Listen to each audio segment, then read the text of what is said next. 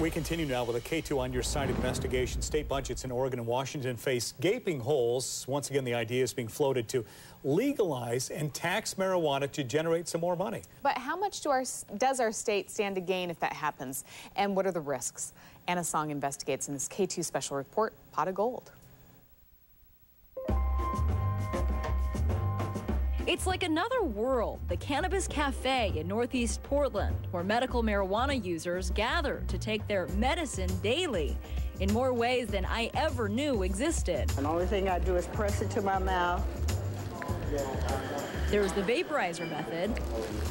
This is total THC, no carcinogenics, none of that. Peppermint-infused capsules. Ooh, I hope you don't mind me. That's fragrant.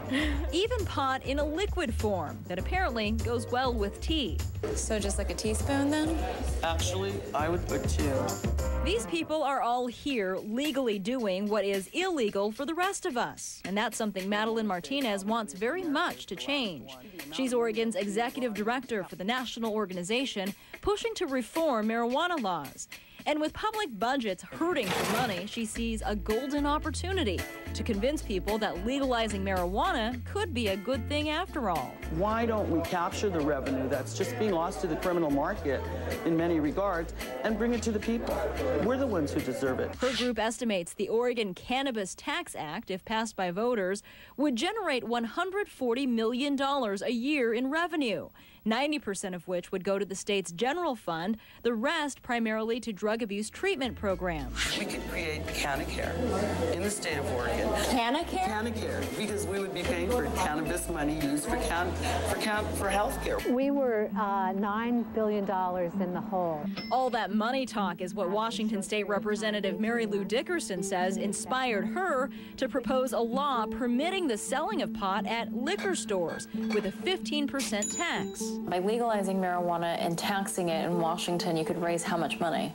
Well, I think eventually we could raise somewhere in the neighborhood of $300 million a year. That's a lot of money, and we could use every cent of that for drug and alcohol treatment and prevention. Representative Dickerson acknowledges that proposing this for her is a low political risk, considering where she lives, just blocks away from Seattle's Green Lake Park, a district known as progressive. The big surprise to me was that people all over the state are coming out of the woodwork, and they're saying, hey, you go, Mary Lou.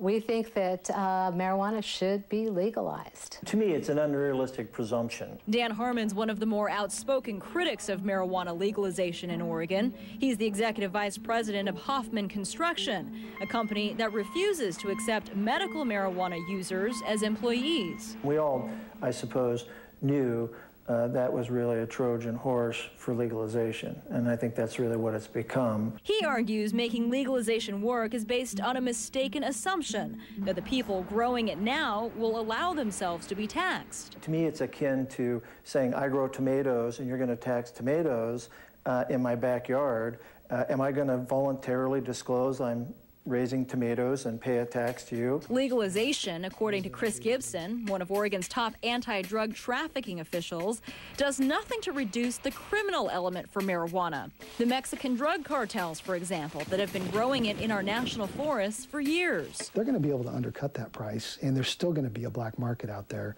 for marijuana grown by them. It's going to come in cheaper. Who do you think people are going to go to? The tax product most, or the cheaper, more potentially more potent version? Who will have the final say? In Washington, the lawmakers. In Oregon, the voters.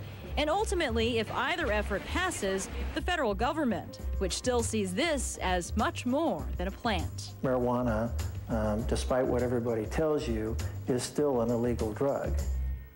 Representative Mary Lou Dickerson's bill was recently voted down in the Washington House, but a Senate version, which simply decriminalizes pot, is still in the works. Additionally, one of the key arguments in support of legalizing marijuana is the legalization of alcohol and how states have managed to tax and regulate that. We'll look at that comparison in part 2 of my report tomorrow morning at 6. I also asked Representative Dickerson if she is a pot smoker herself. I'm on your side investigator Anna Song reporting for KATU News.